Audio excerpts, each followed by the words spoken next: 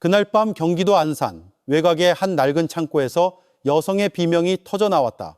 몇 주 동안 잠복해 있던 경찰이 즉시 현장을 급습했다. 녹슨 철문 뒤에서 그들은 끔찍한 광경을 목격했다. 20명의 젊은 여성들이 감금된 채 강제 노동에 시달리며 해외로 팔려나갈 준비를 하고 있었다. 하지만 그날 밤 모든 것이 바뀌었다. 단 한 번의 급습으로 경기도 최대 규모의 인신매매 조직이 와해되는 순간이었다. 이 영상이 더 많은 사람들에게 인신매매가 단순한 뉴스가 아니라 우리가 함께 싸워야 할 현실임을 알릴 수 있도록 좋아요와 구독, 그리고 공유를 잊지 말아주시길 바란다. 2023년 5월 10일 전라남도 해남 끝자락에 위치한 작은 어촌 마을이 충격적인 소식으로 발칵 뒤집혔다. 마을의 이름은 어란리, 예로부터 바다의 의지에 살아온 소박한 곳이었다. 그곳에는 박 씨 가족이 살고 있었다. 매일같이 줄어드는 어획량의 생계를 의지하는 가난한 어부 가족이었다. 마을 주민들 사이에는 20살의 젊은 처녀 박서연이 있었다. 그녀는 가족의 유일한 딸이었다. 어릴 적부터 서연은 온갖 제약 속에서 자랐다. 그들의 집은 장마철마다 비가 새는 낡은 슬레이트 지붕의 단층 집에 불과했다. 바닥의 일부는 여전히 흙바닥이라 비만 오면 질척거렸다. 아버지 박인수 씨는 지병을 앓는 늙은 어부였고 어머니 이순자 씨는 매일 작은 마을 장터에서 건어물을 팔며 억척스럽게 살아가는 여인이었다. 서연에게 마을에서의 삶은 답답하게만 느껴졌다. 매일 아침 그녀는 동년배 친구들이 서울 같은 대도시로 떠나는 것을 보았다. 어떤 친구는 공장에 취직했고 운 좋은 몇몇은 광주에 있는 대학에 진학했다. 몇몇은 소셜미디어에 강남의 쇼핑몰에서 웃고 있거나 홍대에 세련된 카페에서 커피를 즐기는 사진을 올렸다. 서연은 씁쓸한 부러움을 삼키며 그저 바라볼 수밖에 없었다. 그녀는 여전히 마당에서 어머니를 도와 생선을 말려야 했고 머릿속에는 오직 한 가지 생각만이 맴돌았다. 어떻게 하면 이 가난의 굴레에서 벗어날 수 있을까? 아버지의 병세가 악화되면서 그 희망은 더욱 강해졌다. 약값은 점점 비싸졌지만 고기잡이 수확은 계속 줄어들었다. 마음속으로 서연은 가족의 운명을 바꿀 길을 찾겠다고 다짐했다. 하지만 그 순수한 의도가 그녀를 어두운 이야기 속으로 끌어들일 줄 누가 알았을까? 그날 아침 집안 분위기는 평소와 달랐다. 서연은 말이 없었다. 그녀는 몇 벌의 옷과 얼마 안 되는 저금, 그리고 낡은 가족사진 한 장이 든 작은 가방을 챙기느라 분주했다. 어머니에게는 서울에 일자리를 찾으러 간다고만 말했다. 서연이 기도해 주세요, 엄마. 곧 돈 붙여서 아버지 약값 보탤게요. 그녀는 떨리는 목소리로 말했다. 그날 오후 그녀는 조용히 떠났다. 이웃들 중 아는 사람은 거의 없었다. 몇몇 사람만이 그녀가 서울행 고속버스에 오르는 것을 보았을 뿐이다. 그 순간부터 그녀의 흔적은 마치 땅으로 꺼진 듯 사라졌다. 하루가 지나고 이틀 그리고 일주일이 지났지만 서연에게서는 어떤 소식도 없었다. 휴대폰은 꺼져 있었고 소셜미디어 계정도 더 이상 활동하지 않았다. 어머니는 불안해지기 시작했다. 매일 밤 그녀는 집 앞 평상에 앉아 텅 빈 마을길을 바라보며 딸이 밝은 미소와 함께 어둠 속에서 나타나길 기다렸다. 아픈 아버지는 그저 누워서 그리움 가득한 눈으로 문만 바라볼 뿐이었다. 절정은 이순자 씨가 서연의 방을 청소하던 중이었다. 그녀는 베개 밑에 끼워진 작은 종이 쪽지를 발견했다. 그 쪽지에는 이렇게 쓰여 있었다. 경제특구, 새로운 삶으로 가는 길. 단순하고 다소 급하게 쓴 글씨였지만 그 작은 종이는 그녀의 등골을 오싹하게 만들었다. 이것이 딸의 단순한 낙서일까? 아니면 서연이 어디로 갔는지에 대한 단서일까? 서연의 실종 소식은 작은 마을에 금세 퍼졌다. 이웃들이 찾아와 위로하는 사람도 있었고 의심의 눈초리로 수군거리는 사람도 있었다. 밤이 되면 어부들의 집집마다 불빛이 늦게까지 꺼지지 않았다. 마치 온 마을이 함께 불안해하는 것 같았다. 그 작은 가족에게 세상은 무너져 내리는 듯했다. 큰 희망을 품고 떠난 하나뿐인 딸에게서 이제 남은 것은 답없는 질문들 뿐이었다. 서연은 어디로 갔을까? 누가 그녀를 데려갔을까? 그리고 그녀는 아직 살아있을까? 한 평범한 시골 처녀의 실종 뒤에 거대한 비밀이 숨겨져 있다는 것을 아무도 몰랐다. 교활하고 위험한 국제 범죄 조직의 실체를 밝히는 길을 열어줄 비밀이. 서연이 떠난 후의 나날들은 불안으로 가득 찼다. 하지만 그 모든 일이 일어나기 전 그녀의 고된 여정의 시작이 된 이야기가 있었다. 변화에 대한 갈망과 위험한 덫으로 끝난 달콤한 약속에 대한 이야기였다. 10대 시절부터 서연은 마을 밖에 더 나은 삶에 대한 이야기를 자주 들었다. 태국으로 일하러 갔던 몇몇 이웃들은 새 오토바이를 타고 돌아왔고 심지어 번듯한 벽돌집을 지은 사람도 있었다. 물론 실패한 사람도 있었지만 성공담은 항상 동네 식당의 화제거리였다. 그럴 때마다 서연의 마음은 설렜다. 마치 언젠가 나도 저들처럼 될 수 있어 라고 속삭이는 작은 목소리가 들리는 듯했다. 아버지 박인수 씨의 병세가 악화되면서 그 희망은 더욱 강해졌다. 밤이면 집안은 아버지의 긴 기침 소리로 가득 차 잠을 이룰 수 없었다. 어머니 이순자 씨는 약을 사기 위해 이웃에게 돈을 빌려야 했다. 그 상황은 서연을 더욱 압박했다. 그녀의 머릿속에는 오직 한 가지 생각뿐이었다. 어떻게든 탈출구를 찾아야 한다.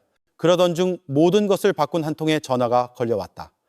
2023년 4월 말의 어느 오후 그녀의 휴대폰 화면에 최유진이라는 이름이 떴다. 유진은 오랫동안 연락이 끊겼던 먼 친척 언니였다. 밝은 목소리로 유진이 인사했다. 서연아, 잘 지내? 우리 정말 오랜만이다. 처음에는 그저 안부를 묻는 평범한 대화였다.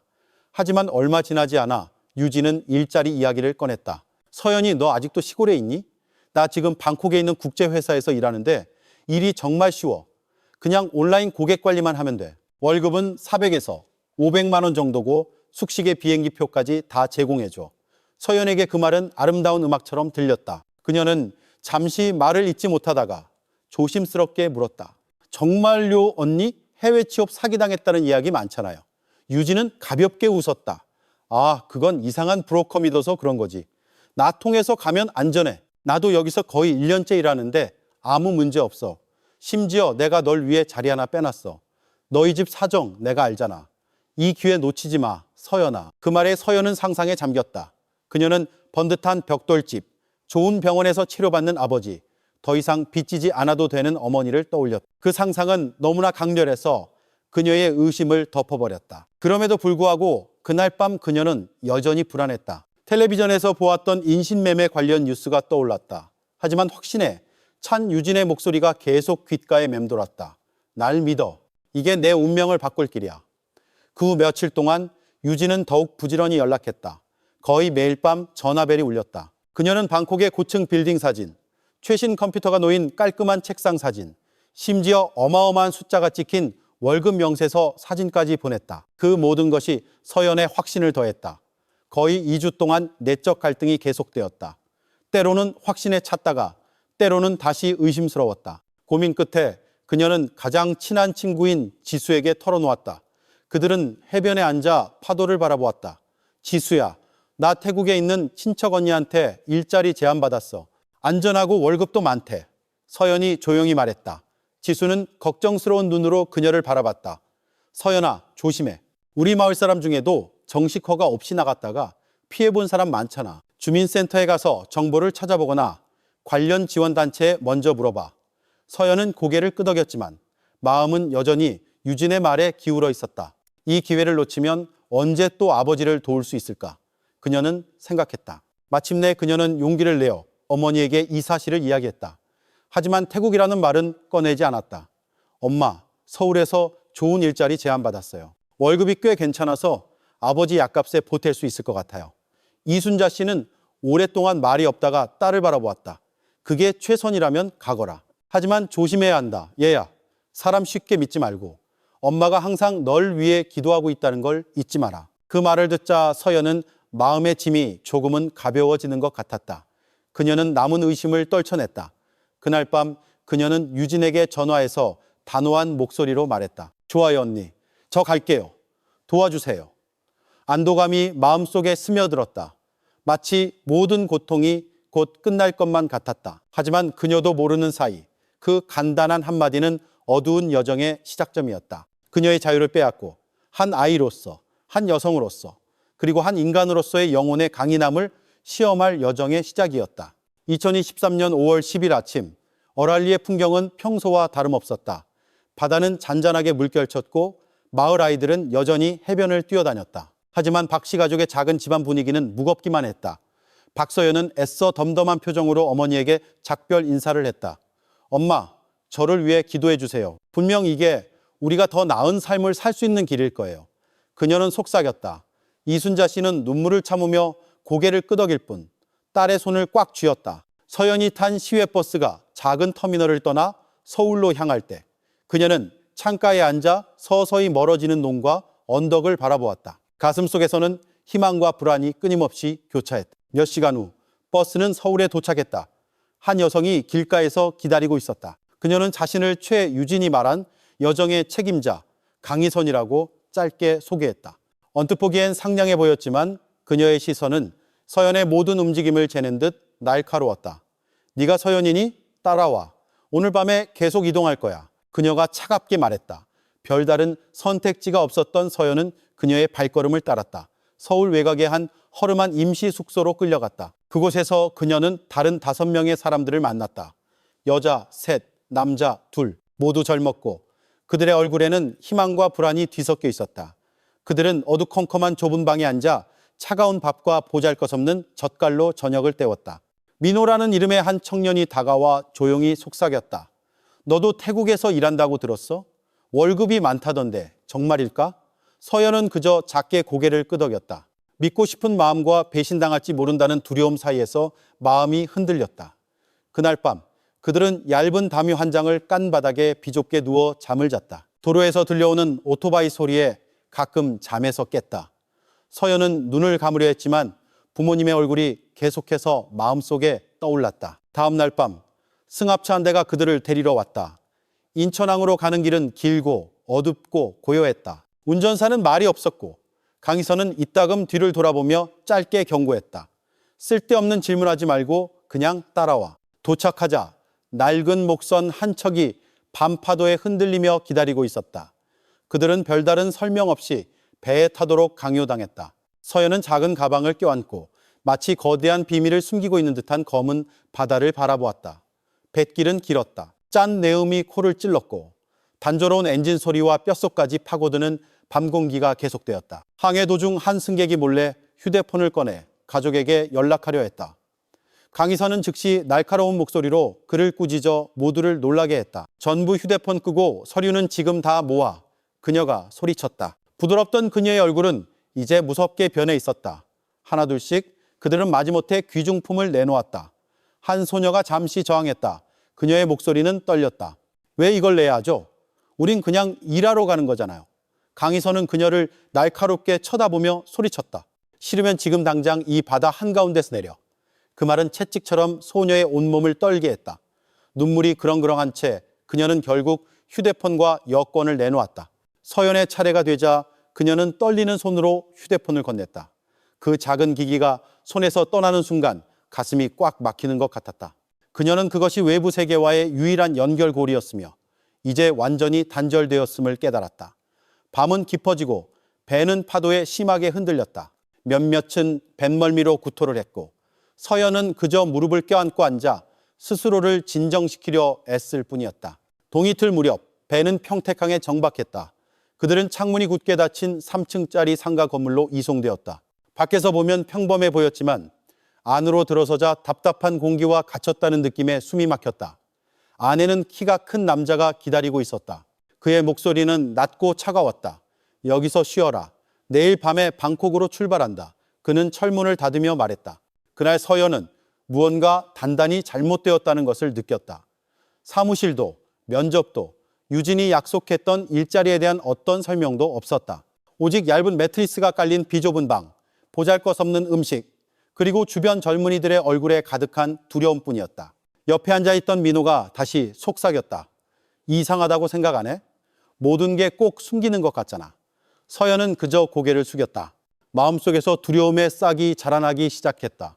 다음 날 밤 약속대로 그들은 다시 쾌속정을 타고 태국 방콕으로 향했다. 파도가 거세게 부딪혀 작은 배가 심하게 흔들렸다.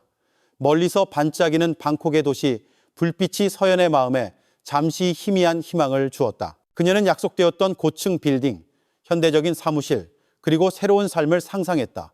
하지만 그들이 태국 땅에 발을 디딘 순간 기다리고 있던 현실은 전혀 달랐다. 사무실 건물이나 직원 기숙사 대신 그들은 철조망이 쳐진 거대한 콘크리트 단지로 안내되었다.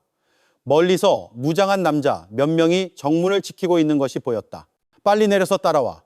거친 태국 억양의 목소리가 외쳤다. 그 목소리는 남은 희망의 조각들을 산산조각 냈다. 서연은 떨리는 다리로 발걸음을 옮겼다. 마음속으로 이건 그냥 임시 숙소일 거야 라고 스스로를 진정시키려 애썼다. 그러나 거대한 철문이 등 뒤에서 요란한 소리를 내며 닫혔을 때 그녀의 마음은 어두운 심연으로 떨어지는 것 같았다. 안에서 그들은 좁은 방에 모여 말없이 서로를 쳐다보았다. 두려움이 모두의 얼굴에 선명하게 드러났다. 서연은 막 터져 나오려는 눈물을 참으며 고개를 숙였다. 질문들이 쉼없이 그녀의 머릿속을 맴돌았다. 이것이 정말 유진이 약속했던 일자리일까? 아니면 나는 방금 치명적인 덫에 발을 들여놓은 것일까? 방콕에서의 첫 아침은 따스한 햇살이 아니라 철문이 쾅 닫히는 소리로 시작되었다. 모두가 공포에 질려 잠에서 깼다. 덩치 큰 남자가 들어왔다. 그의 얼굴은 돌처럼 차갑고 무표정했다. 2명의 무장 경비원이 그의 뒤에 서 있었다. 그의 목소리는 조금의 온기도 없이 무거웠다. 오늘부터 너희 모두는 여기서 일한다. 외출도 귀가도 없다. 우리의 규칙이 법이다. 반항하는 자는 처벌받을 것이다. 그 말에 방 안은 순식간에 얼어붙었다. 서연은 고개를 숙였다. 가슴이 세차게 울렸다. 주위를 둘러보니 창백해진 동료들의 얼굴이 보였다. 아무도 감히 말을 꺼내지 못했다. 그들은 컴퓨터와 책상으로 가득 찬 넓은 방으로 끌려갔다. 케이블이 어지럽게 널려 있었고 모니터 화면에는 메신저와 소셜미디어 앱이 켜져 있었다. 벽에는 지시사항이 적힌 종이가 붙어 있었다. 가짜 계정 생성, 타겟 유혹, 송금 유도. 서연은 숨이 멎는 것 같았다. 이것이 유진이 약속했던 일자리였단 말인가? 깔끔한 유니폼을 입은 현대적인 사무실이 아니라 거짓으로 가득 찬 답답한 공간이었다. 매니저라고 불리는 남자가 책상 사이를 걸어 다녔다. 그의 눈은 칼날처럼 날카로웠다. 하루 16시간 근무한다. 너희 임무는 간단해. 타겟을 파악하고 신뢰를 쌓고 돈을 보내도록 유도해라. 도망칠 생각은 마라. 카메라는 어디에나 있고 경비원들이 항상 감시하고 있다. 그는 책상을 세게 두드리며 덧붙였다. 목표를 달성하지 못하면 밥은 없다. 반항하면 어젯밤에 어떤 꼴을 당했는지 봤겠지. 모두가 침묵했다. 전날 밤 그들은 규칙을 어기려던 피해자가 채찍질 당하는 소리를 들었다. 그 기억은 그들을 돌처럼 굳게 만들기에 충분했다. 그날부터 일이 시작되었다. 그들은 컴퓨터 앞에 강제로 앉혀졌다. 화면에는 미리 준비된 대화 스크립트가 나타났다. 연애 시나리오, 투자 시나리오, 긴급 상황 시나리오. 누군가는 외로운 부자인 척해야 했고 누군가는 가까운 친구를 찾는 성공한 여성인 척해야 했다. 또 다른 누군가는 큰 수익을 약속하는 성공한 투자자로 위장해야 했다. 모든 것은 한 가지 목표를 향했다. 돈을 요구하는 것. 서연은 떨리는 손으로 문장을 하나하나 타이핑했다. 그녀에게는 젊은 여성 사업가 시나리오가 주어졌다. 저는 소액 투자로 고수익을 낼 파트너를 찾고 있습니다. 관심 있으시면 등록을 도와드릴 수 있어요. 그녀가 타이핑하는 모든 글자가 심장을 찌르는 가시처럼 느껴졌다. 고향에 있는 아버지와 어머니가 떠올랐고 다른 사람을 속이는 데 동참하고 있다는 죄책감에 시달렸다. 시간은 느리게 흘렀다. 시계는 멈춘 것 같았다. 누군가 너무 오랫동안 타이핑을 멈추면 경비원이 즉시 다가와 고함이나 따기로 꾸짖었다. 그녀와 잠시 친해졌던 청년 민호는 너무 오랫동안 멍하니 있다가 팔에 전기 케이블로 맞았다. 그 이후로 그는 감히 좌우를 둘러보지 못했다. 밤이 되어 컴퓨터는 꺼졌지만 고통은 끝나지 않았다. 그들은 얇은 담요만 깔린 비좁은 방에 갇혔다. 땀 냄새와 두려움이 뒤섞인 답답한 공기. 서연은 천장을 바라보며 누워 조용히 눈물을 흘렸다. 그날 밤 옆에 있던 수진이라는 소녀가 작게 속삭였다. 나 여기 온 지 3달 됐어. 나도 처음엔 속았어. 하지만 들어봐. 희망은 항상 있어. 예전에 경찰에 의해 구조된 사람도 있었대. 우린 버텨야 해. 그 말은 희미하지만 서연의 마음에 작은 빛을 밝혔다. 다음 날들은 디지털 지옥으로 변했다. 그들은 거짓말에 거짓말을 쓰도록 강요당했다. 서연은 때로 사랑에 빠진 척하며 한 번도 본 적 없는 사람에게 자기야 라고 불러야 했다. 때로는 황금 같은 투자 기회에 대해 이야기하며 2배의 수익을 약속해야 했고 때로는 긴급 자금이 필요한 먼 친척인 척해야 했다. 모든 것은 단 하나의 목표, 저편에 누군가가 돈을 보내게 만들기 위함이었다. 마음속으로 서연은 비명을 질렀다. 자신의 인생이 이토록 깊은 수렁에 빠질 줄은 상상도 못했다. 하지만 선택은 단 2가지였다. 규칙을 따르거나 서서히 죽거나. 2주째 되던 날 한 피해자가 심하게 알아누웠다. 몸은 불덩이 같았고 얼굴은 창백했으며 숨을 헐떡였다. 동료들은 그에게 약을 주거나 병원에 데려가 달라고 애원했다. 하지만 경비원은 냉소적으로 웃을 뿐이었다. 일할 수 없으면 쓸모없지. 그 남자는 강제로 컴퓨터 앞에 앉혀졌다. 그는 타이핑을 하려 했지만 손가락에 힘이 없었다. 마침내 그는 의자에서 기절했다. 2명의 경비원이 무자비하게 그의 몸을 방 밖으로 끌고 나갔다. 문이 닫혔고 그는 다시는 돌아오지 않았다. 그 광경은 남아있던 용기를 산산조각 냈다. 모두가 이곳에서 자신들의 목숨은 아무 가치가 없다는 것을 깨달았다. 계산되는 것은 오직 목표 수치이지 인간이 아니었다. 그날 밤 서연은 다시 조용히 울었다. 하지만 이번에는 자신뿐만 아니라 함께 갇힌 모든 사람을 위해 기도했다. 마음속으로 그녀는 속삭였다. 하느님, 우리를 지켜주세요. 우리가 이렇게 사라지게 두지 마세요. 방콕에서의 날들은 이제 막 시작되었지만 서연에게는 삶이 이미 끝난 것 같았다. 어란리에서는 시간이 느리게 흘렀지만 박 씨 가족에게는 매 순간이 고통스러웠다. 박서연이 집을 떠난 지 열흘이 넘었다. 소식도 메시지도 그녀가 목적지에 무사히 도착했다는 어떤 신호도 없었다. 휴대폰은 꺼져 있었고 소셜미디어 계정은 조용했다. 이순자 씨는 이제 밤을 집 앞 평상이 아닌 집에서 멀지 않은 작은 교회에서 보냈다. 얇은 방석 위에 앉아 기도가 끝난 후에도 오랫동안 두 손을 모으고 딸의 안전을 간절히 빌었다. 때로는 보낼 수 없다는 것을 알면서도 서연에게 편지를 썼다. 얘야, 이 글을 읽거든 집으로 돌아오렴. 아버지가 아프시고 엄마는 기다리고 있단다. 그렇게 적힌 편지는 책상 서랍에 고이 접혀 있었다. 박인수 씨는 점점 쇠약해졌다. 그의 기침 소리는 종종 가족의 밤을 불안으로 채웠다. 그는 말이 많지 않았지만 텅 빈 눈은 항상 문 쪽을 향했다. 마치 서연이 밝은 미소를 지으며 들어오기를 바라는 듯했다. 서연의 실종 소식은 마을에 빠르게 퍼졌다. 동정하는 사람도 있었고 수군거리는 사람도 있었다. 어떤 이들은 서연이 일부러 말없이 떠났을 것이라고 했고 다른 이들은 그녀가 범죄 조직의 희생양이 되었을 것이라고 추측했다. 그 모든 말은 이순자 씨의 마음에 상처만 더할 뿐이었다.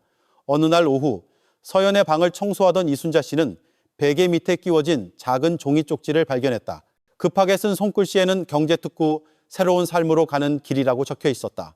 그녀의 몸이 떨렸다. 그녀는 즉시 가족에게 아버지와도 같았던 이웃 어른 김씨 아저씨를 불렀다. 김씨 아저씨는 심각한 표정으로 그 메모를 읽었다. 이건 그냥 낙서가 아니에요. 몇 주 전에 낡은 부두 근처 해변에서 밤늦게 작은 배 한 척이 떠나는 걸 봤어요. 승객들 표정이 불안해 보였죠. 분명 관련이 있을 겁니다. 그의 말은 이순자 씨에게 행동해야 한다는 확신을 주었다. 지금 당장 경찰에 신고해야겠어요. 그녀가 단호하게 말했다. 다음 날 그들은 해남 경찰서로 갔다. 신고를 접수한 젊은 경위는 주의 깊게 이야기를 들었다. 작은 메모를 본 후 그는 길게 한숨을 쉬었다. 어머님, 아버님, 이건 보통 사건이 아닙니다. 전남경찰청과 본청에 보고하겠습니다. 신속하게 움직여야 합니다. 며칠 후 이 사건은 공식적으로 특별수사팀에 배정되었다. 강직하기로 소문난 한태석 총경이 직접 지휘에 나섰다. 첫 회의에서 그는 보고서 파일을 열고 부하들을 바라보았다. 한 시골 처녀가 경제 특구에 대한 메시지를 남기고 실종됐다. 국제 조직의 소행일 가능성이 크다. 지체할 시간이 없다.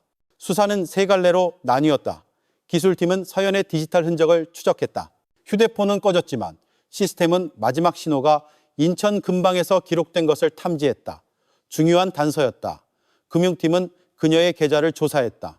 떠나기 며칠 전 서연이 윤미영이라는 이름의 계좌로 50만 원을 송금한 사실이 드러났다.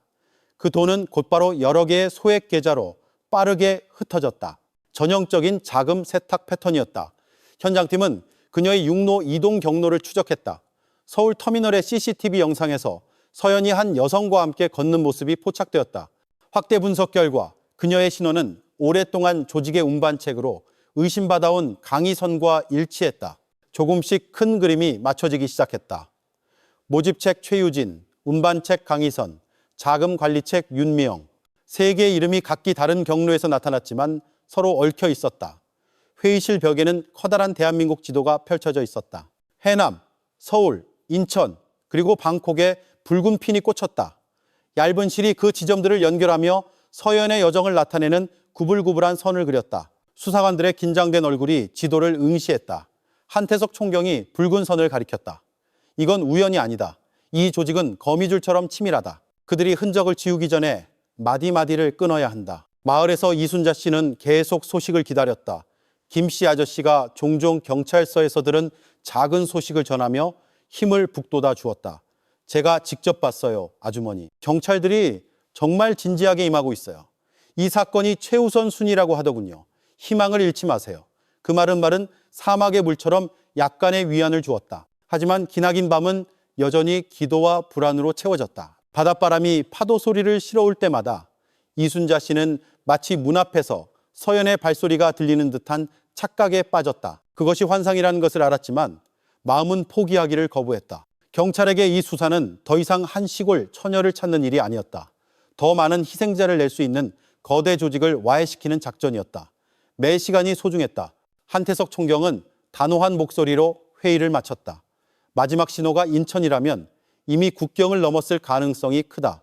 태국 측과 공조해야 한다. 우리에게 시간이 많지 않다. 그날은 전환점이 되었다. 서연의 실종 사건은 공식적으로 국제특별공조수사로 격상되었다. 그녀의 가족에게 그것은 한 줄기 희망이었고 수사관들에게는 시간과의 싸움이 이제 막 시작되었음을 알리는 신호였다. 전남경찰청 특별수사본부의 밤은 평소보다 길게 느껴졌다. 처음부터 진행된 세 갈래의 수사는 이제 결실을 보기 시작했다. 모든 보고서는 거대한 화이트보드에 붙여졌고 붉은 실이 정보 조각들을 연결하며 마치 거대한 퍼즐을 맞추는 듯했다. 기술팀은 서연의 휴대폰 마지막 신호 위치를 확정했다. 위치는 인천 해역 근방으로 기록되었고 휴대폰이 영원히 꺼지기 불과 몇 시간 전이었다. 더욱 의심스러운 점은 휴대폰이 잠시 유령 해운회사 명의로 등록된 해외 번호와 접속했다는 사실이었다.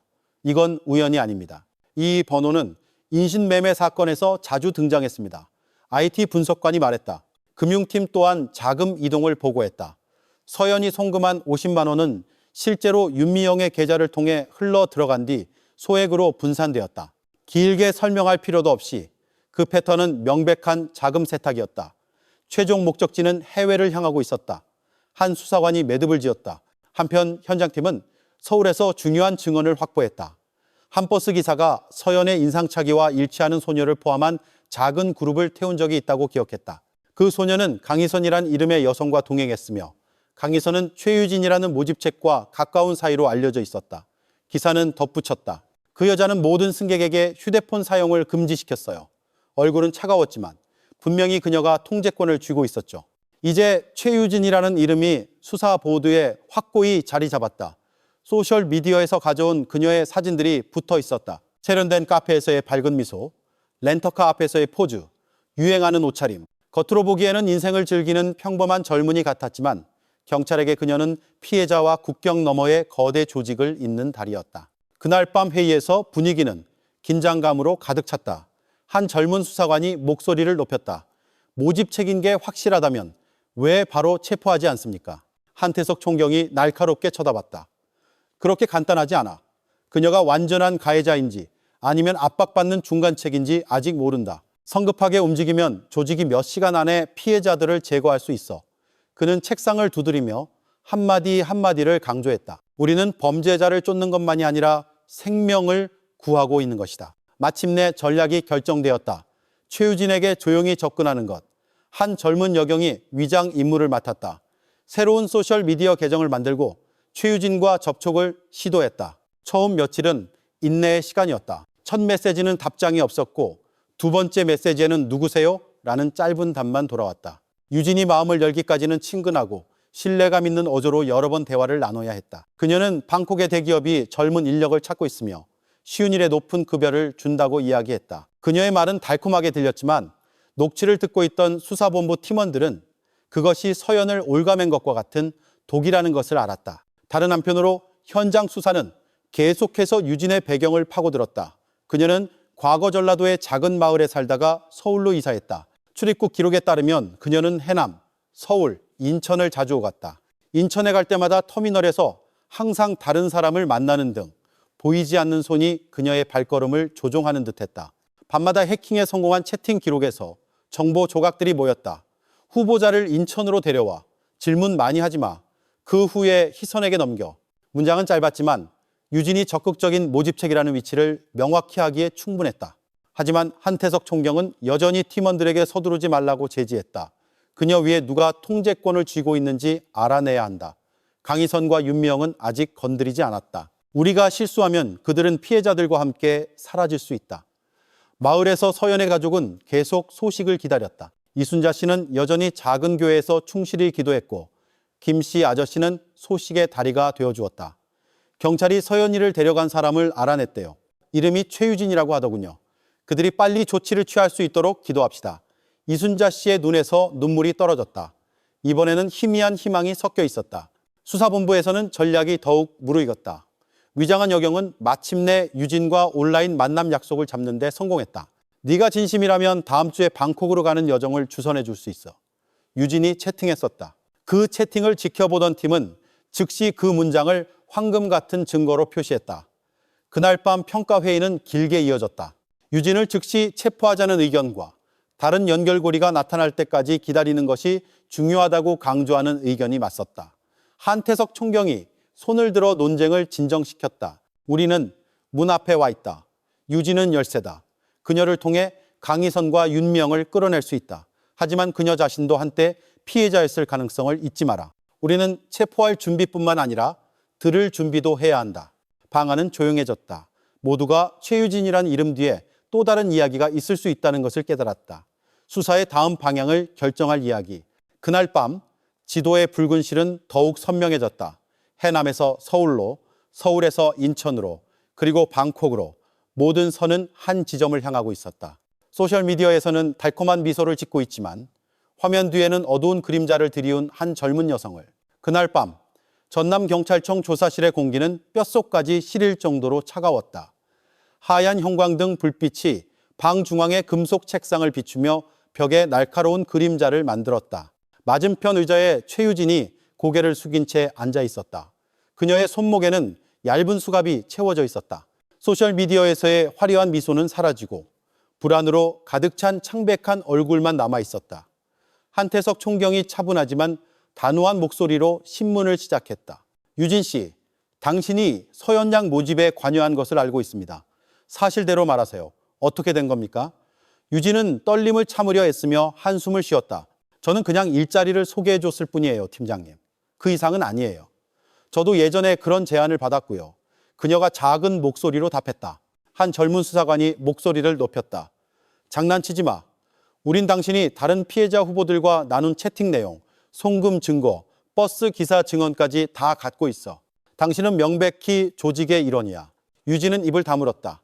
불안한 눈동자가 이리저리 흔들렸고 입술은 굳게 닫혔다. 한태석 총경이 신호를 보내자 다른 수사관이 두꺼운 파일을 책상 위에 올려놓았다. 한 장 한 장씩 서류가 펼쳐졌다. 집에서 미소 짓고 있는 서연의 사진, 일자리를 제안하는 유진의 채팅 기록, 그리고 윤미영의 계좌로의 거래 증거. 이걸 봐, 유진 씨. 이 소녀가 저 건너편에서 죽을 수도 있다는 걸 모른다고 하지 마. 당신이 계속 입을 다물면. 유진은 서연의 사진을 바라보다가 눈을 질끈 감았다. 어깨가 떨렸다. 몇 초 후 작은 목소리가 그녀의 입에서 흘러나왔다. 저도 저 아이 같았어요. 저도 피해자였어요.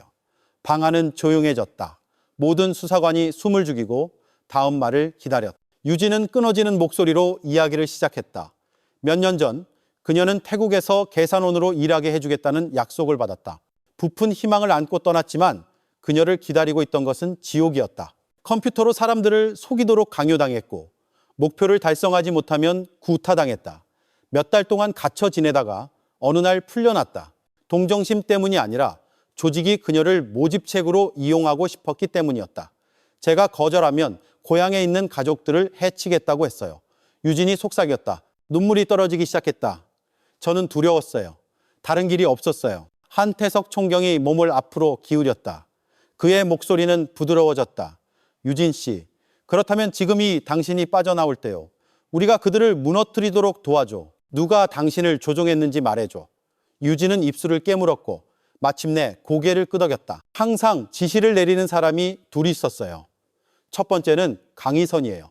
그녀가 운송을 담당했어요. 모든 육로, 불법 버스, 목선, 전부 그녀를 통해 이뤄졌어요. 심지어 그녀는 여정을 순조롭게 하기 위해 뇌물을 줄 수 있는 공무원 명단도 갖고 있었어요. 수사관들은 빠르게 메모했다. 강희선의 역할을 명확히 하는 새로운 정보였다. 유진이 말을 이었다. 두 번째는 윤미영이에요. 그녀는 한 번도 모습을 드러내지 않았지만 모든 돈이 그녀 손으로 들어갔어요. 그녀는 자기가 이용당하는 줄도 모르는 사람들 명의로 된 계좌망을 사용했어요. 제가 본 것만 해도 20개가 넘는 다른 계좌를 가지고 있었어요. 방안은 다시 조용해졌다. 그 사실들은 사건의 무게를 더했다. 한태석 총경이 다시 물었다.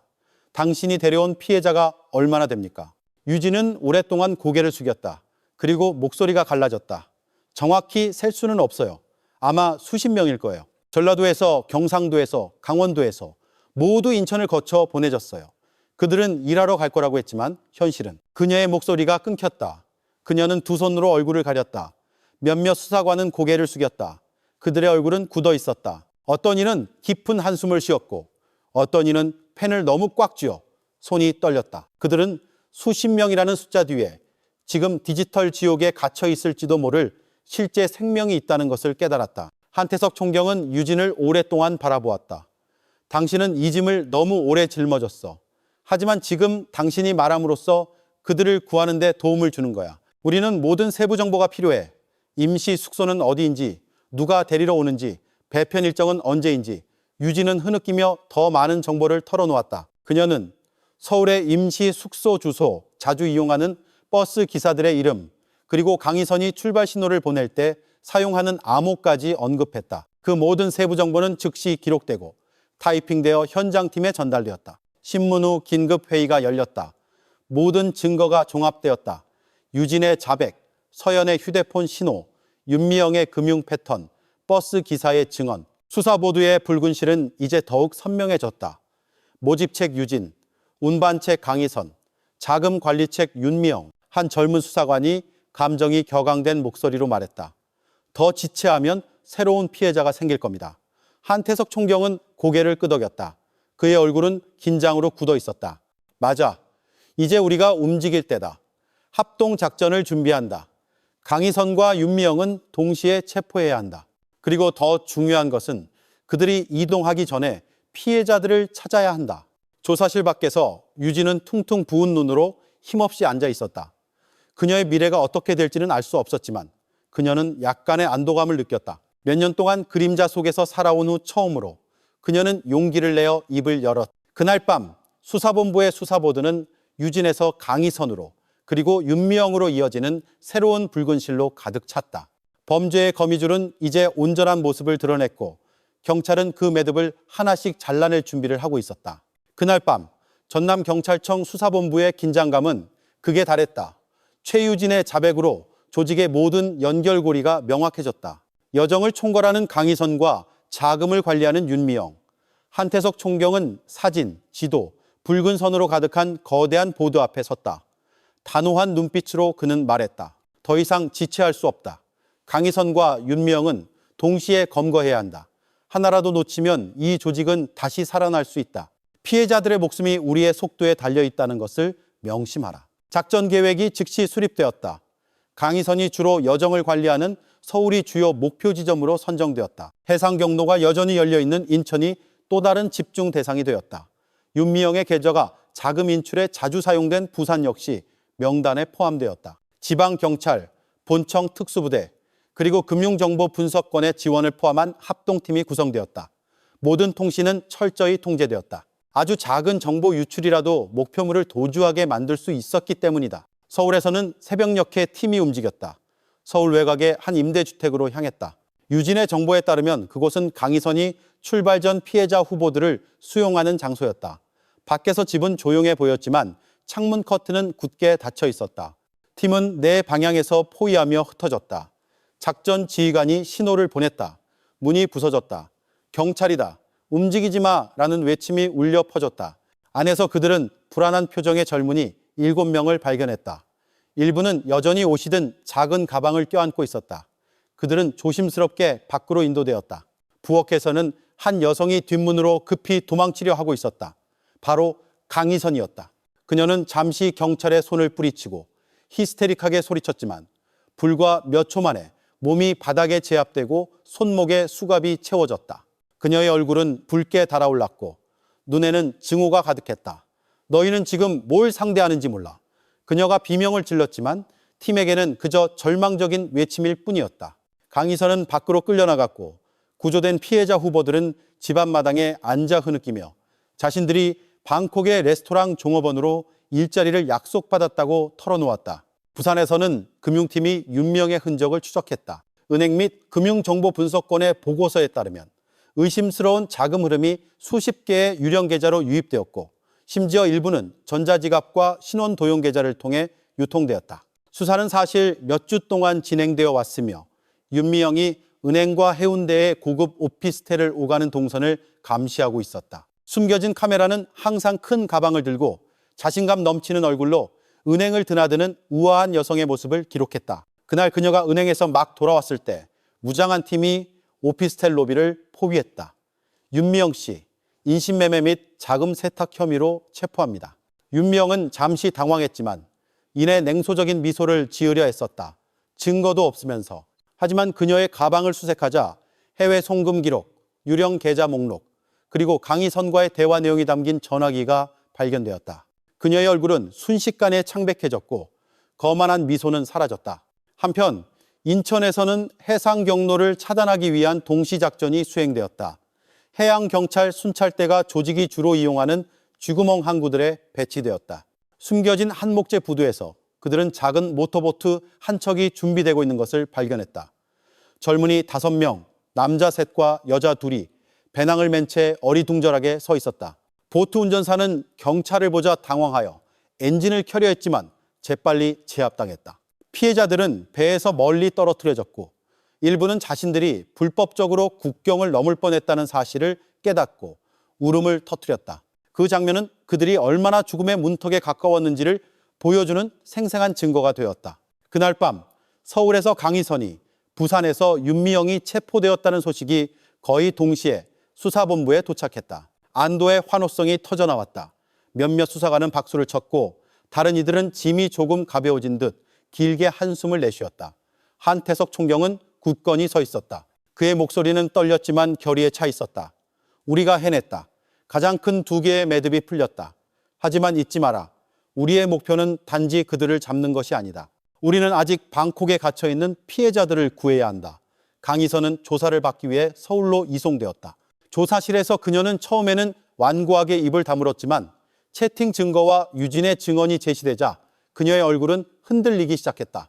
갈라진 목소리로 그녀는 수백 명의 피해자가 여전히 방콕에 감금되어 강제 노동을 기다리고 있다고 자백했다. 한편 부산의 윤미영은 여전히 냉정한 태도를 유지했다. 그녀는 모든 계좌가 단지 개인 사업일 뿐이라고 변명하려 했지만 수사관이 제시한 송금 기록과 해외 조직과의 통신 증거 앞에 더 이상 발뺌할 수 없었다. 체포 소식은 해남에까지 전해졌다. 경찰서에서 직접 소식을 들은 김씨 아저씨가 즉시 서연인의 집으로 달려갔다. 아주머니, 좋은 소식이 있어요. 강희선과 윤미영이 잡혔대요. 이순자 씨의 눈에서 눈물이 떨어졌다. 그녀는 이웃의 손을 꽉 잡았다. 그럼 우리 딸도 희망이 있는 거겠죠? 김씨 아저씨는 고개를 끄덕였다. 네, 아주머니. 경찰이 다음 큰 작전은 피해자들을 구출하는 것이라고 했어요. 그날 밤 작은 교회에서 이순자 씨는 아주 오랫동안 엎드려 기도했다. 흐느낌 사이로 그녀는 속삭였다. 하느님, 제 딸을 지켜주세요. 낯선 땅에서 길을 잃지 않게 해주세요. 수사본부에서는 거대한 지도가 새로운 표시로 다시 채워졌다. 해남, 서울, 인천 경로는 차단되었고 윤미영의 자금은 동결되었다. 이제 마지막 한 걸음, 방콕의 피해자들을 구출하는 일만 남았다. 한태석 총경은 결의에 찬 눈빛으로 팀을 바라보았다. 우리는 이곳에서 그들의 손발을 묶었다. 이제 태국 측과 협력할 때다. 모든 피해자가 돌아올 때까지 우리는 멈추지 않는다. 그날 밤 합동작전은 공식적으로 국제 단계에 진입했고 피해자 가족들에게는 어두운 터널 끝에서 희미한 빛이 보이기 시작했다. 강희선과 윤미영이 성공적으로 검거된 후 전남경찰청 수사본부는 안도하지 않았다. 오히려 두 사람의 자백에서 더 끔찍한 현실이 드러났다. 피해자들은 인천에서 멈추지 않았다. 그들은 여전히 태국 방콕 3호만 경비가 펼쳐진 거대한 단지 안에 갇혀 있었다. 숫자는 불확실했지만 수백 명에 이를 것으로 추정되었다. 한태석 총경은 긴급 회의를 소집했다. 책상 위에는 강희선의 진술에 따라 붉은 핀으로 표시된 방콕 지도가 펼쳐져 있었다. 우리는 해남, 서울, 인천의 경로를 차단했고 부산의 자금도 동결했다. 하지만 본거지는 여전히 방콕에서 살아 움직인다. 여기서 멈추면 우리의 모든 노력이 헛수고가 된다. 피해자들은 여전히 구출되지 못한다. 한 젊은 수사관이 끼어들었다. 팀장님, 하지만 우리가 마음대로 들어갈 수는 없습니다. 그곳은 다른 나라의 영토입니다. 한태석은 천천히 고개를 끄덕였다. 그렇기 때문에 공식적인 경로를 밟아야 한다. 태국 왕립 경찰과의 협력이 필요하다. 하지만 명심해라. 이 조직은 교활하다. 그쪽 내부에 협력자가 있을 수도 있다. 모든 단계는 신중해야 한다. 며칠 후 대한민국 경찰청의 공식 대표단이 방콕에 도착했다. 그들은 최유진, 강희선, 윤미영의 자백서, 국제 송금 증거, 그리고 디지털 통신 데이터가 담긴 두꺼운 서류 파일을 가져왔다. 회의는 소박하지만 긴장감 넘치는 회의실에서 진행되었다. 양국의 고위 관리들이 마주 앉았다. 분위기는 무거웠고 표정은 진지했다. 한 태국 경찰 고위 간부가 보고서를 읽고 고개를 끄덕였다. 우리도 방콕에서의 활동을 감시하고 있었지만 증거가 충분하지 않았습니다. 여러분이 가져온 데이터가 그림을 훨씬 명확하게 만들어주는군요. 그는 한태석 총경을 바라보았다. 좋습니다. 합동팀을 구성합시다. 하지만 이 작전은 절대적으로 비밀리에 진행되어야 합니다. 정보가 새어나가면 피해자들이 이동되거나 심지어 제거될 수 있습니다. 그 합의는 동방의 빛 작전이라는 이름의 국제 공조작전을 탄생시켰다. 합동지휘본부가 목표 지점에서 불과 몇 킬로미터 떨어진 방콕에 설립되었다. 대한민국 경찰은 정보 경로를 통제하여 국내에서 새로운 피해자가 보내지지 않도록 했고, 태국 경찰은 직접적인 감시를 주도했다. 안전한 통신망이 설치되었고 급습, 피해자 후송, 응급의료 절차에 대한 짧은 합동훈련이 실시되었다. 다른 한편으로 태국팀은 현장 요원 한 명을 단지 내로 잠입시켰다.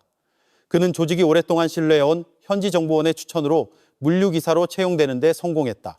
그의 옷에는 작은 카메라가 숨겨져 있었고 그곳의 모든 구석을 녹화했다. 지휘본부로 전송된 영상은 모두를 침묵하게 만들었다. 컴퓨터가 줄지어 늘어서 있었고 좁은 방 안에서 화면들이 환하게 빛나고 있었다. 젊은이들이 플라스틱 의자에 뻣뻣하게 앉아 있었다. 그들의 손가락은 쉼없이 타이핑하고 있었고 눈은 텅 비어 있었다. 몸은 말랐고 얼굴은 창백했다. 녹음된 음성에서는 목표를 달성해야 한다. 실패하면 처벌이 있을 것이다. 라는 거친 명령이 들렸다. 요원의 정보는 그들이 하루 16시간, 휴일도 선택권도 없이 강제 노동에 시달리고 있음을 확인시켜 주었다. 그곳은 사무실이 아니라 디지털 감옥이었다. 영상 속 한 얼굴이 모두의 심장을 뛰게 했다. 한 소녀가 고개를 숙인 채 앉아 있었다. 머리는 헝클어졌고 얼굴은 창백했다. 팀은 그녀가 서연이라고 확신했다. 살아있어. 한 수사관이 눈시울을 붉히며 속삭였다. 한태석 총경은 주먹을 꽉 쥐었다. 우리 아이다. 실패해서는 안 된다. 하지만 이 작전은 단지 전략의 문제가 아니었다. 정치적인 문제이기도 했다. 국내에서는 강희선과 윤미영의 체포 소식이 언론에 유출되었다. 대중의 압력이 거세졌다. 피해자 가족들이 경찰서로 몰려들었다. 일부는 울었고 일부는 분노하며 확실한 답변을 요구했다. 경찰청 본청 앞에서 작은 시위가 벌어졌다. 우리 아이들을 구출하라는 현수막이 내걸렸다. 대한민국 정부는 구출 작전이 진행 중이라는 약속으로 국민들을 진정시켜야 했다. 해남에서 이순자 씨는 여전히 매일 밤 기도했다. 김 씨 아저씨가 소식을 가져왔다. 아주머니, 우리 경찰들이 방콕에 도착했대요. 태국 경찰과 협력하고 있답니다. 이순자 씨의 눈이 젖었다. 목소리가 떨렸다. 그럼 우리 딸이 구출될 수 있는 건가요? 김 씨 아저씨는 고개를 숙였다. 그럴 겁니다, 아주머니. 그들이 강해지도록 기도해 주세요. 방콕 지휘본부의 분위기는 전쟁터 같았다. 디지털 화면에는 단지의 지도가 표시되었고 붉은 점들이 경비원의 위치를 나타냈다. IT팀은 가끔 잠시 나타났다가 사라지는 휴대폰 신호를 감시했다. 그중 하나는 서연의 것으로 추정되었다. 그 점이 나타날 때마다 방 안은 조용해졌고 모두가 숨을 죽였다. 동방의 빛 작전은 앞으로 7일 이내에 실행되기로 결정되었다. 계획은 세밀하게 수립되었다. 급습팀, 의료팀, 후송팀, 그리고 후퇴 경로까지 각 부대는 명확한 임무를 받았다. 대한민국 경찰은 한 명도 놓치지 않도록 피해자 신원 확인에 집중했고 태국 특수부대는 무장 포위를 주도했다. 하지만 한 가지 큰 위험이 있었다. 강희선의 보고에 따르면 조직은 위협을 느끼면 피해자들을 이동시키거나 심지어 제거하는 습성이 있었다. 즉, 아주 작은 실수라도 비극으로 끝날 수 있다는 의미였다. 작전 전날 밤 지휘본부의 분위기는 긴장감으로 가득 찼다. 아무도 편히 잠들지 못했다. 모니터 화면에는 요원의 카메라에 찍힌 피해자들의 얼굴이 계속해서 재생되었다. 그들의 모든 텅 빈 시선은 팀의 도덕적 부담을 가중시켰다. 그리고 그 얼굴들 사이에서 서연은 컴퓨터 앞에 힘없이 앉아있는 모습이 선명했다. 해남의 이순자 씨는 아마 몰랐겠지만 그녀의 간절한 기도는 시공간을 뚫고 방콕 지휘본부에 닿는 듯했다. 그곳의 모든 사람들은 어깨에 큰 사명이 얹혀 있음을 느꼈다. 동방의 빛 작전은 이제 카운트다운에 들어갔다. 거대한 그물이 포위했고 모두가 한 번의 실수가 무고한 인간의 목숨을 대가로 치러야 한다는 것을 알고 있었다. 기다리던 날이 마침내 왔다. 방콕의 새벽은 평소보다 무겁게 느껴졌다. 합동작전 지휘본부, 책상 위에는 거대한 지도가 펼쳐져 있었고 붉은 선들이 진입 경로와 포위 지점을 나타냈다. 모든 대원들이 긴밀한 대형으로 앉아 마지막 지시를 듣고 있었다. 한태석 총경이 태국 왕립경찰 고위 간부와 함께 앞에 섰다. 동방의 빛 작전은 오늘 밤 12시에 시작된다. 태국 간부의 목소리가 울려 퍼졌다. 세 방향에서 공격한다. 한국팀은 피해자 신원 확인을, 태국팀은 포위를 주도한다. 최우선 순위는 그들을 살려서 구출하는 것이다. 밤은 느리게 기어갔다. 정확히 0시, 이동 명령이 떨어졌다. 전술 차량들이 단지에서 수백 미터 떨어진 곳에 멈췄다. 첫 번째 팀이 기어가 철조망을 잘랐다. 두 번째 팀은 뒷문에서 대기하며 돌파를 준비했다. 세 번째 팀은 후송을 위해 경계했다. 며칠 동안 내부에 있던 잠입 요원이 라디오로 신호를 보냈다. 경비원들이 방심했다. 지금이 기회다. 철이 삐걱거리는 소리가 정적을 깼다. 뒷문이 부서지고 부대원들이 경찰이다. 움직이지 마라고 외치며 급습했다. 경비원들은 당황했다. 몇몇이 조잡한 총을 겨눴지만 즉시 제압당했다. 잠시 총성이 들렸다가 다시 조용해졌다. 주 건물 안에서는 가슴 아픈 광경이 펼쳐졌다. 수십 명의 젊은이들이 컴퓨터 앞에 멍하니 앉아 있었다. 창백한 얼굴, 흐릿한 눈동자, 부대원들이 들어서자 일부는 어리둥절하게 일어섰고 일부는 울음을 터뜨렸다. 어떤 이들은 이것이 또 다른 함정일까 두려워 얼어붙은 채 그대로 앉아 있었다. 한 여경이 큰 소리로 외쳤다. 안심하세요. 우리는 여러분을 구하러 왔습니다. 하지만 트라우마는 그들을 망설이게 했다. 한태석 총경이 더 작은 방으로 들어갔다. 컴퓨터들은 여전히 켜져 있었고 화면은 사기 대화로 가득했다. 구석에 한 소녀가 힘없이 앉아 머리를 숙이고 있었다. 먼저 여경이 다가간 후 한태석을 돌아보았다. 팀장님, 해남에서 온 소녀입니다. 이름은 서연입니다. 한태석이 빠르게 다가가 그녀 앞에 쭈그려 앉았다. 소녀가 젖은 눈으로 얼굴을 들었다. 목소리는 거의 들리지 않았다. 저는 해남에서 왔어요.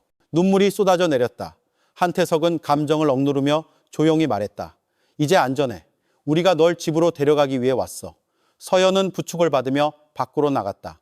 몸이 떨렸다. 한국 팀원 중 한 명의 손에 들린 작은 태극기를 보자 그녀의 울음이 터져 나왔다. 다시는 이걸 못 볼 줄 알았어요. 건물 밖은 점점 더 혼잡해졌다. 의료팀이 신속하게 움직이며 모든 피해자를 검진했다. 탈수로 기절한 사람, 구타로 인한 멍 자국이 있는 사람, 여전히 두려움에 휩싸여 만지는 것을 거부하는 사람도 있었다. 그날 밤 약이 15명이 구출되었다. 대부분 젊은 여성이었지만 그에 못지않게 고통스러워 보이는 몇몇 남성도 있었다. 그들은 담요와 음료를 받고 비상 조명 아래 서로 가까이 앉았다. 단지 다른 쪽에서는 작은 저항이 계속되었다. 몇몇 조직원들이 뒷골목으로 도망치려 했지만 태국 부대가 이미 대기하고 있었다. 3명이 생포되었고 그들의 휴대폰에서는 해외 조직 연락처가 발견되었다. 이는 더 넓은 범죄망을 밝혀낼 중요한 추가 증거가 되었다. 작전은 거의 2시간 동안 계속되었다. 모든 방을 수색한 후 라디오에서 모두 안전, 피해자 전원 구출 성공이라는 발표가 들려왔다. 지휘본부에서는 안도의 환호성이 터져나왔지만 현장에서는 미소보다 눈물이 더 많았다. 서연은 구급차 안에 앉아 있었다. 얼굴은 창백했고 몸은 말라 있었다. 한 여경이 그녀의 손을 잡았다. 폭풍을 이겨냈어. 곧 집에 돌아갈 거야. 서연은 힘없이 고개를 끄덕였다. 떨리는 목소리로 말했다. 감사합니다. 제 생명의 은인들이에요. 지휘본부에서 한태석 총경은 피해자들이 하나둘씩 단지를 빠져나오는 화면을 응시했다. 이전에는 지도 위의 점에 불과했던 얼굴들이 이제 상처로 가득하지만 실제했다. 그는 길게 숨을 내쉬었다. 오늘 밤 우리는 증명했다. 정의는 늦을 수 있지만 결코 사라지지 않는다는 것을. 동이틀 무렵 막 구출된 피해자들은 비상 텐트 아래 앉아 있었다. 그들은 따뜻한 음식과 의사의 진료를 받았다. 많은 이들이 여전히 침묵했다. 마치 그 지옥이 마침내 끝났다는 것을 믿지 못하는 듯했다. 그들 사이에서 서연은 밝아오는 하늘을 바라보다가 눈을 감고 속삭였다. 엄마, 나 아직 살아있어. 한편 멀리 해남에서 이순자 씨는 여전히 작은 교회에서 엎드려 조용히 울고 있었다. 그녀는 자신의 딸이 방금 어둠 속에서 끌려 나왔다는 사실을 몰랐지만 그날 밤 그녀의 기도는 방콕에서 싸운 모든 이들의 발걸음을 강하게 만드는 듯했다. 동방의 빛 작전은 공식적으로 성공을 선언했다. 외부 세계는 직접 목격하지 못했을지 모르지만 피해자들에게 그날 밤은 전환점이었다. 어둠 속에서 마침내 빛이 찾아왔다. 동방의 빛 작전의 성공 소식은 방콕에서 서울로 그리고 해남의 마을들까지 빠르게 퍼져나갔다. 대한민국 정부는 인신매매 단지에서 25명의 피해자가 성공적으로 구출되었으며 대부분이 한국 국민이라고 발표했다. 국내 언론은 속보를 내보냈고 텔레비전 화면은 인신매매 피해자들 구출되다라는 자막으로 가득 찼다.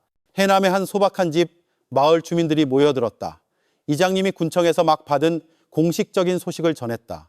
우리 아이들이 그곳에서 나왔답니다. 그는 떨리는 목소리로 말했다. 이순자 씨는 흐느끼며 히잡으로 얼굴을 가렸다. 서연이 포함되었는지 확실히 알 수는 없었지만 오랜 어둠 끝에 희망의 빛이 보이기 시작했다. 며칠 후 정부는 피해자들을 방콕에서 서울로 데려오기 위해 특별기를 준비했다. 방콕 공항은 감동적인 분위기로 가득했다. 초라한 옷차림의 깡말은 몸의 피해자들이 천천히 비행기를 향해 걸었다. 그들은 경찰의 호의를 받았고 일부는 고통 속에서 새로 알게 된 동료를 껴안았다. 서연은 휘청거리는 걸음으로 걸었다. 그녀의 눈은 뒤에 어두운 과거를 다시는 돌아보고 싶지 않다는 듯 앞만 응시했다. 짧은 비행은 그들에게 길게 느껴졌다. 공중에서의 매 순간은 지옥에서 멀어져 희망의 땅으로 향하는 것 같았다. 비행기 바퀴가 인천국제공항 활주로에 닫자 박수 소리가 들렸다. 방콕에서부터 동행한 대사관 직원들도 감사의 마음으로 고개를 숙였다. 외교부와 보건복지부 팀이 활주로에서 기다리고 있었고 포옹과 눈물로 그들을 맞이할 준비가 되어 있었다. 조국에 돌아오신 것을 환영합니다. 여러분은 혼자가 아닙니다. 한 관리가 말했다. 입국 심사와 건강검진을 마친 후 피해자들은 서울의 한 특별보호시설로 이송되었다. 그곳에는 의사와 심리학자들이 기다리고 있었다. 그들은 한 명씩 검사를 받았다. 영양실조에 걸린 사람, 몸에 멍이 가득한 사람, 심지어 오랫동안 억압받아 목소리를 잃은 사람도 있었다. 상담사가 부드러운 목소리로 대화를 시작했다. 이제 여러분은 안전합니다. 더 이상 아무도 여러분을 해칠 수 없어요. 보호시설에서의 첫날 밤은 또 다른 시험이었다. 일부 피해자들은 컴퓨터 앞에서 몇 시간씩 깨어있던 습관 때문에 잠을 이루지 못했다. 서연은 따뜻한 담요가 덮인 깨끗한 침대에 누웠지만 눈을 감을 때마다 여전히 강제 노동을 하던 동료들의 텅 빈 시선이 떠올랐다. 그녀는 종종 악몽 때문에 식은땀을 흘리며 갑자기 잠에서 깼다. 한자원 봉사자가 그녀를 진정시켰다. 괜찮아요. 하지만 다음 날들은 더 나아질 거라고 믿어요. 이틀 후 가장 기다리던 순간이 왔다. 가족 상봉. 정부는 피해자 가족들이 서울로 올 수 있도록 지원했다. 김포공항은 눈물과 포옹으로 가득했다. 어떤 이는 꽃을 가져왔고 어떤 이는 가슴에 기도만 담아왔다. 언론 카메라는 감동적인 모든 순간을 비췄다. 서연이 방 밖으로 걸어 나왔을 때 그녀의 몸은 여전히 연약해 보였다. 그녀는 잠시 멈춰서서 앞줄에 있는 어머니를 보았다. 이순자 씨는 깡마른 몸에 지친 얼굴로 서 있었지만 눈은 빛나고 있었다. 서연아, 그녀가 외쳤다. 소녀는 달려가 어머니의 품에 안겼다. 그들의 울음이 길게 터져 나왔다. 엄마, 죄송해요. 서연이 흐느꼈다. 아니야, 얘야. 네가 돌아온 것만으로도 충분해. 하느님께서 널 지켜주셨구나. 어머니는 딸의 얼굴에 입을 맞추며 답했다. 방 다른 쪽에서도 비슷한 장면이 펼쳐졌다. 한 아버지가 무릎을 꿇고 딸의 손에 입을 맞추며 아빠는 네가 이미 사라진 줄 알았어 라고 반복해서 말했다. 한 오빠는 깡마른 여동생을 껴안으며 다시는 혼자 보내지 않을게 라고 약속했다. 분위기는 눈물과 미소가 뒤섞여 가슴 아프면서도 보는 모든 이의 마음을 따뜻하게 했다. 하지만 감동적인 순간이 지나자 회복에는 음식과 잠뿐만 아니라 더 많은 것이 필요하다는 현실이 다가왔다. 피해자들은 긴 재활 과정을 거쳐야 했다. 정부는 사회단체와 함께 상담, 기술훈련, 심리 안정을 위한 종교 활동 프로그램을 준비했다. 모든 것은 그들이 자신감을 되찾고 삶을 재건할 수 있도록 돕기 위함이었다. 서연은 첫 상담 세션에 참여했다. 젊은 심리학자가 그녀를 부드럽게 바라보았다. 지금 가장 자주 떠오르는 생각이 뭐예요? 서연은 잠시 침묵하다가 작은 목소리로 답했다. 가끔은 제가 여전히 그 컴퓨터 앞에 앉아 있는 것 같아요. 여기 키보드가 없는데도 손가락이 움직여요. 그녀의 눈에서 눈물이 떨어졌다. 심리학자는 그녀의 손을 토닥였다. 그건 트라우마가 아직 강하다는 신호예요. 하지만 우리는 함께 극복할 거예요. 당신은 혼자가 아니에요. 마을에서 서연과 다른 피해자들의 이야기는 경고가 되었다. 주민들은 교회에 모여 젊은이들이 해외 취업의 달콤한 약속에 얼마나 쉽게 유혹당하는지에 대해 이야기했다. 이장님은 큰 소리로 말했다. 우리 아이들을 공식 서류 없이 떠나보내지 맙시다. 증거 없는 고액 연봉 약속을 믿지 맙시다. 이 사건에서 교훈을 얻읍시다. 그의 말에 모두가 무겁게 고개를 끄덕였다. 국내 언론은 계속해서 이 사건을 조명했다. 감시의 허술함에 대한 논의가 있었고 이주 경로를 강화하라는 요구가 있었다. 하지만 대중의 마음을 가장 흔든 것은 피해자들의 목소리였다. 짧은 인터뷰에서 서연은 조용한 목소리로 말했다. 저는 단지 다른 사람들이 저와 같은 일을 겪지 않았으면 좋겠어요. 달콤한 약속을 쉽게 믿지 마세요. 우리의 삶은 그것보다 훨씬 더 소중해요. 그날 밤 보호시설에서 서연은 마침내 두려움에 떨며 깨지 않고 잠들 수 있었다. 그녀는 해남의 집 마루에 앉아 바닷바람이 머리카락을 스치는 꿈을 꾸었다. 회복의 길이 아직 멀다는 것을 알았지만 오랫동안 처음으로 그녀는 미래를 상상할 용기를 냈다. 이순자 씨에게 딸의 귀환은 가장 큰 축복이었다. 그녀는 종종 이웃에게 말했다. 집은 다시 지을 수 있고 돈은 다시 벌 수 있지만 자식은 대신할 수 있는 게 없어. 그 단순한 문장은 마을의 모든 사람들에게 상기시켜 주었다. 동방의 빛 작전은 단지 생명을 구한 것이 아니라 쉬운 일자리 약속 뒤에는 치명적인 덫이 있다는 것, 컴퓨터 화면 뒤에는 억눌린 인간의 비명이 있다는 것, 그리고 한 어머니의 기도가 인내와 믿음으로 국경을 넘어 자식을 집으로 데려올 수 있다는 것을 사회에 일깨워 주었다. 동방의 빛 작전 몇 달 후 서울중앙지방법원의 분위기는 전국적인 주목을 받았다. 언론, 피해자 가족, 그리고 인권운동가들이 주 법정을 가득 메웠다. 그날 인신매매 조직의 새 피고인에 대한 재판 절차가 시작되었다. 여정을 총괄했던 강희선, 자금관리책 윤미영, 그리고 처음에는 피해자였으나 모집책으로 강요당했던 최유진. 건물 밖에는 인신매매범을 엄중히 처벌하라. 제2의 서연이는 없어야 한다는 현수막이 내걸렸다. 경찰이 삼엄하게 경비했고 텔레비전 카메라는 긴장된 얼굴로 끌려 들어오는 피고인들의 모든 발걸음을 비췄다. 검사는 긴 기소 요지로 재판을 시작했다. 그는 이 조직이 일자리 유혹에서부터 인천을 통한 미리국 경로, 그리고 방콕에서의 강제 노동에 이르기까지 어떻게 운영되었는지 설명했다. 수십억 원의 송금 증거, 통신 기록, 그리고 여행 서류가 프로젝터 화면에 표시되었다. 우는 피해자의 음성 녹음이 재생되자 법정은 갑자기 조용해졌다. 몇몇 피해자 가족들은 얼굴을 가리고 눈물을 참지 못했다. 강희선은 굳은 얼굴로 앉아 있었다. 그녀의 눈은 여전히 권력을 과시하려는 듯 도전적이었다. 윤명은 차가워 보였고 손가락이 가끔 떨렸지만 위험을 지키려 애썼다. 최유진은 고개를 숙였다. 얼굴은 창백했고 눈물은 멈추지 않고 흘러내렸다. 증인들이 차례로 불려 나왔다. 한태석 총경은 동방의 빛 작전의 진행 과정에 대해 증언했다. 그는 단호한 목소리로 말했다. 우리는 피해자들의 상태를 직접 보았습니다. 젊은이들이 충분한 음식도 자유도 없이 컴퓨터 앞에 몇 시간씩 강제로 앉아 있었습니다. 그들은 육체적으로 착취당했을 뿐만 아니라 존엄성마저 빼앗겼습니다. 그의 말에 법정은 다시 경외감으로 가득 찬 침묵에 잠겼다. 이어서 피해자의 차례가 되었다. 서연이 증인석에 섰다. 몸은 여전히 연약했지만 눈빛은 이제 더 단호했다. 떨리는 목소리로 그녀는 매일 밤의 두려움, 계속되는 악몽, 그리고 삶의 의지를 거의 꺾을 뻔했던 절망감에 대해 이야기했다. 저는 종종 제가 절대 집에 돌아가지 못할 거라고 느꼈어요. 산채로 묻힌 것 같았어요. 잠들려고 할 때마다 귓가에 그 고함 소리가 아직도 들려요. 그녀가 작게 말했다. 법정에 많은 사람들이 고개를 숙였고 일부는 심지어 울었다. 피고인 측 변호사는 강희선과 윤미영이 거대 조직의 작은 중간책에 불과하다고 주장하려 했지만 검사는 즉시 반박하며 윤미영의 개인 계좌로의 자금 흐름 증거와 강희선이 직접 조정한 여행 기록을 제시했다. 최유진의 경우는 가장 복잡했다. 발언 기회가 주어지자 그녀는 울며 말했다. 저도 예전에 피해자였어요. 저는 다른 사람들을 모집하도록 강요당했어요. 거절하면 제가 구타당하거나 심지어 살해당할 거라는 위협을 받았어요. 그녀의 말은 충격적이었지만 재판부는 단지 자백에만 의존하지 않았다.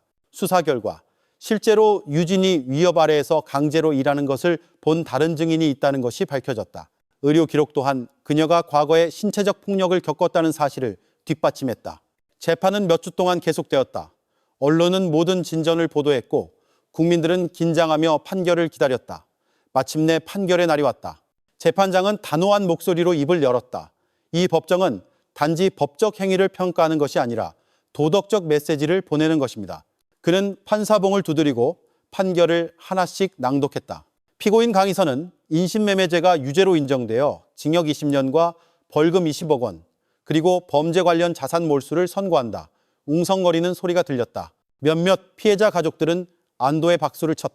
피고인 윤미영은 범죄 수익금의 흐름을 통제한 혐의가 인정되어 징역 18년과 벌금 10억 원을 선고하며 그녀 명의의 모든 계좌는 국고로 동결한다. 윤미영의 얼굴은 창백해졌고 손은 책상 위에서 힘없이 늘어졌다. 피고인 최유진은 모집을 도운 혐의는 인정되나 그녀 자신이 강요의 피해자였다는 강력한 증거가 있습니다. 이를 참작하여 법원은 징역 5년과 의무적 심리 재활을 권고하는 판결을 내린다. 유진은 흐느끼며 두 손으로 얼굴을 가렸다. 대중의 반응은 다양했다. 일부 피해자 가족들은 유진의 형량이 너무 가볍다고 평가했고 다른 이들은 덫에 걸린 피해자로서의 그녀의 입장을 이해했다. 재판정 밖에서 인터뷰에 응한 한태석 총경은 말했다.